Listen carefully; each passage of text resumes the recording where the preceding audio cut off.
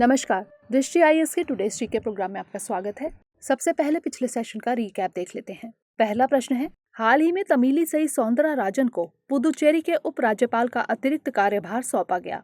वह किस राज्य की राज्यपाल हैं? इसका सही जवाब है तेलंगाना। अगला प्रश्न है, निम्नलिखित में से किसने 2021 के लिए जीनोम वैली एक्सीलेंस अवार्ड जीता है? इसका सही जवाब है भारत बायोटेक। अगला प्रश्न है, Skoch chief minister of the year award से किसे सम्मानित किया गया है? इसका सही जवाब है YS जगनमोहन रेड्डी। अगला प्रश्न है, हाल के दिनों में टूल किट शब्द विश्व स्तर पर काफी चर्चा में है। इस टूल किट का निम्नलिखित में से किससे संबंध है? इसका सही जवाब है भारत में चल रहे किसान आंदोलन से। अगला प्रश्न है, सुर्खियों में रहा Iran Russia maritime security belt 2021 क्या है? इसका सही जवाब है नौसेना अभ्यास। अगला प्रश्न है, अमेजन इंडिया भारत में इलेक्ट्रॉनिक डिवाइसेस के विनिर्माण की शुरुआत करने के लिए पहला विनिर्माण संयंत्र कहाँ स्थापित करेगी? इसका सही जवाब है चेन्नई। अगला प्रश्न है, धुबरी फूलबरी पुल किन दो राज्यों को जोड़ेगा? इसका सही जवाब है असम एवं मेघालय। अगला प्रश्न है, हाल ही में जस्टिस M रामा जोइस का निधन हो गया। वे बिहार के राज्यपाल थे। इसका सही जवाब है 27वें। अगला प्रश्न है, 11वें वर्ल्ड पेट्रोकोल कांग्रेस एवं वर्ल्ड फ्यूचर फ्यूल समिट के संयुक्त सम्मेलन का आयोजन किसके द्वारा किया गया? इसका सही जवाब है एनर्जी एवं एनवायरमेंट फाउंडेशन। अंतिम प्रश्न है, खबरों में रहा परजर्वेंस रोवर किस स्पेस एजेंसी से संबंधित है? इसका सही जवाब है नासा। शुरुआत करते हैं आज के सेशन की। सबसे पहले देखेंगे अभ्यास प्रश्न। यूरोपीय संघ का सबसे बड़ा व्यापारिक साझेदार कौन सा देश बन गया है? अमेरिका, चीन, जापान या फिर भारत? इसका सही जवाब है ऑप्शन बी चीन। वर्ष 2020 में अमेरिका को पीछे छोड़ते हुए चीन अब यूरोपीय संघ का सबसे बड़ा व्यापारिक साझेदार बन गया है। 2020 में चीन और यूरोपीय संघ के बीच व्यापार 709 अरब डॉलर का रहा, जबकि इसकी तुलना में वर्ष 2020 में अमेरिका और यूरोपीय संघ के बीच व्यापार 671 अरब डॉलर ही रहा। वर्ष 2020 में प्रमुख वैश्विक अर्थव्यवस्थाओं में चीन ही एकमात्र देश था जहां आर्थिक विकास देखा गया। इसी कारण चीन में यूरोपीय कारों और लग्जरी सामानों की मांग बढ़ी। यूरोप में मेडिकल उपकरणों और इलेक्ट्रॉनिक्स की भारी मांग के कारण में चीन के निर्यात को बढ़ावा मिला। तो इस तरह इस प्रश्न का सही जवाब है ऑप्शन बी। हमारे वीडियो अंग्रेजी में देखने के लिए फॉलो करें हमारा ही दूसरा यूट्यूब चैनल दृष्टि आईएएस इंग्लिश। आज के सेशन का पहला प्रश्न है, खबरों में रहा नेत्र वमन क्या है? ऐप, काजू, दवा या फिर किताब? इसका सही जवाब है ऑप्शन बी काजू। हाल ही में काजू अनुसंधान निदेशालय द्वारा बौने काजू यानी ड्वार्फ कैश्यू की एक नई किस्म जारी की गई। बौने काजू की इस नई किस्म का नाम नेत्र वमन है। यह आकार में छोटा एवं कम वजन का होता है। इसके पौधे की लंबाई 2.5 मीटर से 6 मीटर तक की होती है। काजू अनुसंधान निदेशालय भारत कृषि अनुसंधान परिषद के अंतर्गत आता है। तो इस तरह इस प्रश्न का सही जवाब है ऑप्शन बी। अगला प्रश्न है, हाल ही में किस राज्य ने कारवां टूरिज्म को मंजूरी दी है? बिहार, गुजरात, महाराष्ट्र या फिर छत्तीसगढ़? इसका सही जवाब है ऑप्शन सी महाराष्ट्र। बीते दिनों महाराष्ट्र कैबिनेट ने कारवां टूरिज्म की नीति को मंजूरी दी। इसका मकसद राज्य में पर्यटन को बढ़ावा देना है। इस पर्यटन नीति के 2 भाग हैं, कारवां और कारवां पार्क। कारवां का मतलब ऐसी गाड़ियों से है जिसमें सोना, रहने, ठहरने के लिए उत्तम व्यवस्था होती है। इसमें किचन, टॉयलेट, सोफा, टेबल और जरूरत की तमाम सुविधाएं उपलब्ध होती हैं। मूलभूत सुविधाओं से संपन्न जगहों पर कारवां पार्क बनाए जाएंगे। कारवां पार्क एक जगह है जहां कारवां पार्क की जा सकेगी। कारवां पार्क सरकारी और प्राइवेट दोनों जगहों पर बनाए जा सकेंगे। इस पार्क में तमाम मूलभूत सुविधाएं उपलब्ध होंगी। तो इस तरह इस प्रश्न का सही जवाब है ऑप्शन सी। अगला प्रश्न है, हाल ही में फेसबुक ने किस देश के यूजर्स को न्यूज देखने और शेयर करने पर रोक लगा दी है? न्यूजीलैंड, ऑस्ट्रेलिया, पाकिस्तान या फिर अफगानिस्तान? इसका सही जवाब है ऑप्शन बी ऑस्ट्रेलिया। आज फेसबुक ने ऑस्ट्रेलिया के यूजर्स को न्यूज देखने और शेयर करने पर रोक लगा दी है। दरअसल ऑस्ट्रेलिया सरकार द्वारा एक कानून प्रस्तावित किया गया है जिसके अनुसार फेसबुक और गूगल जैसी न्यूज कंपनियों को खबर शेयर करने के बदले में पैसे देने होंगे।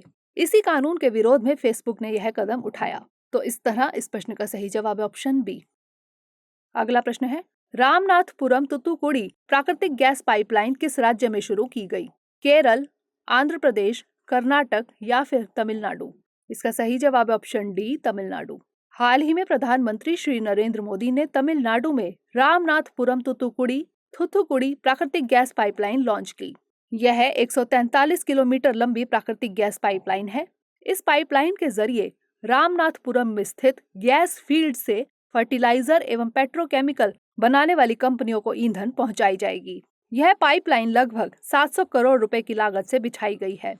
दरअसल Ramanathapuram Thoothukudi pipeline Ennore, Thiruvallur, Bengaluru, Puducherry, Nagapattinam, Madurai, Tuticorin natural gas pipeline का हिस्सा है। तो इस तरह इस प्रश्न का सही जवाब है ऑप्शन डी। अगला प्रश्न है, ओजोन गैस का प्रयोग किया जा सकता है एंटीबैक्टीरियल एजेंट के रूप में, एंटीवायरल एजेंट के रूप में, कोविड-19 से संक्रमित सतह को डिसइंफेक्ट करने में, या फिर उपर्युक्त सभी? इसका सही जवाब है ऑप्शन डी, उपर्युक्त सभी। हाल ही में इजराइल में हुए एक शोध के मुताबिक कोविड-19 से संक्रमित सतह को डिसइंफेक्ट करने में ओजोन गैस का प्रयोग किया जा सकता है। पहले से ही कृत्रिम रूप से निर्मित ओजोन गैस का प्रयोग पानी को शुद्ध करने में एंटीबैक्टीरियल और एंटीवायरल एजेंट के रूप में प्रयोग किया जाता है। तो इस तरह इस प्रश्न का सही जवाब है ऑप्शन डी। अगला प्रश्न है, आज कोविड-19 मैनेजमेंट को लेकर सार्क देशों की हुई बैठक की मेजबानी किसने की? भारत, पाकिस्तान, श्रीलंका या फिर अफगानिस्तान? इसका सही जवाब है ऑप्शन ए, भारत। आज कोविड-19 के मैनेजमेंट को लेकर सार्क देशों के बीच वर्चुअल मीटिंग हुई। इस सचिव स्तरीय मीटिंग की मेजबानी भारत ने की। पाकिस्तान को भी इस मीटिंग में आमंत्रित किया गया था। सार्क यानी south Asian association for regional cooperation दक्षिण एशिया के देशों का एक अंतर सरकारी संगठन है। इसमें 8 देश भारत, नेपाल, भूटान, बांग्लादेश, पाकिस्तान, अफगानिस्तान, श्रीलंका एवं मालदीव शामिल है। इसका मुख्यालय काठमांडू में है। तो इस तरह इस प्रश्न का सही जवाब है ऑप्शन ए। अगला प्रश्न है, आज क्वाड की तीसरी मंत्री स्तरीय बैठक हुई। बताइए क्वाड में निम्नलिखित में से कौन सा देश शामिल नहीं है? भारत, ऑस्ट्रेलिया, जापान या फिर चीन? इसका सही जवाब है ऑप्शन डी, चीन। आज क्वाड की तीसरी मंत्री स्तरीय बैठक हुई। इसमें क्वाड के सभी सदस्य देशों के विदेश मंत्रियों ने भाग लिया। क्वाड यानी क्वाड्रिलेटरल सिक्योरिटी डायलॉग 4 देशों भारत, ऑस्ट्रेलिया, जापान और अमेरिका का एक समूह है। चीन क्वाड में शामिल नहीं है। क्वाड का मकसद इंडो पैसिफिक रीजन में चीन के बढ़ते प्रभुत्व को रोकना है। तो इस तरह इस प्रश्न का सही जवाब है ऑप्शन डी। अगला प्रश्न है, काली मिट्टी पर पारे की रेखा पुस्तक के लेखक कौन है? डॉक्टर आलोक सिंह, डॉक्टर कन्हैया सिंह, नरेंद्र कोहली या फिर डॉक्टर पवन वर्मा? इसका सही जवाब है option B, doctor Kanhaiya Singh. हाल ही में उत्तर प्रदेश के मुख्यमंत्री श्री योगी आदित्यनाथ ने डॉक्टर कन्हैया सिंह द्वारा लिखित कुछ पुस्तकों का विमोचन किया। ये पुस्तकें निम्नलिखित हैं: काली मिट्टी पर पारे की रेखा, गोरखनाथ जीवन और दर्शन, आलोचना के प्रत्यय, इतिहास और विमर्श, संस्मरणों का आलोक। डॉक्टर कन्हैया सिंह कानून के बड़े व्याख्याता हैं। वे उत्तर प्रदेश भाषा संस्थान के कार्यकारी अध्यक्ष भी रहे थे। तो इस तरह इस प्रश्न का सही जवाब है ऑप्शन बी। अगला प्रश्न है, पत्रकारिता में उत्कृष्टता के लिए IPI इंडिया अवार्ड 2020 निम्नलिखित में से किसने जीता है? रवीश कुमार, शेखर गुप्ता, रितिका चोपड़ा या फिर राजदीप सरदेसाई?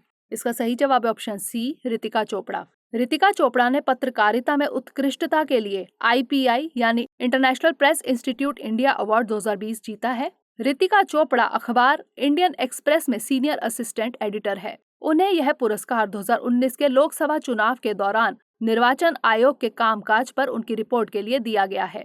इस वार्षिक पुरस्कार की शुरुआत 2003 में की गई थी। पुरस्कार के तहत 2 लाख रुपए नगद, एक ट्रॉफी और एक प्रशस्ति पत्र प्रदान किया जाता है। इंटरनेशनल प्रेस इंस्टीट्यूट की स्थापना आज से 68 साल पहले 15 देशों के एडिटरों द्वारा की गई थी। तो इस तरह इस प्रश्न का सही जवाब है ऑप्शन सी। अंतिम प्रश्न है, हाल ही में डॉक्टर बर्नार्ड लॉन का निधन हो गया। बताइए उनका संबंध किस क्षेत्र से है? साहित्य, खेल, चिकित्सा या फिर फिल्म? इसका सही जवाब है ऑप्शन सी, चिकित्सा। हाल ही में विश्व के विख्यात हृदय रोग विशेषज्ञ डॉक्टर बर्नार्ड लॉन का निधन हो गया। डॉक्टर बर्नार्ड उस अंतर्राष्ट्रीय संगठन के संस्थापक सदस्य थे जिसने 1985 में नोबेल शांति पुरस्कार जीता था। परमाणु युद्ध के विरुद्ध अभियान चलाने के कारण इस अंतर्राष्ट्रीय संस्था को नोबेल शांति पुरस्कार मिला था। आपको बता दें कि डॉक्टर बर्नार्ड ने ही पहला प्रभावी हार्ट डेफिब्रिलेटर का आविष्कार किया था। हार्ट डेफिब्रिलेटर एक उपकरण है जिसको चेस्ट के अंदर रखकर हार्ट बीट्स को मॉनिटर किया जाता है। तो इस तरह इस प्रश्न का सही जवाब है ऑप्शन सी। अब बारी है आज के अभ्यास प्रश्न की। खबरों में रही जिया रॉय का संबंध है कबड्डी से, स्विमिंग से, क्रिकेट से या फिर टेनिस से? इसका उत्तर हमें कमेंट सेक्शन में जरूर भेजिएगा। अगले सेशन में नए प्रश्नों के साथ मिलेंगे, तब तक के लिए पढ़ते रहिए एंड स्टे मोटिवेटेड।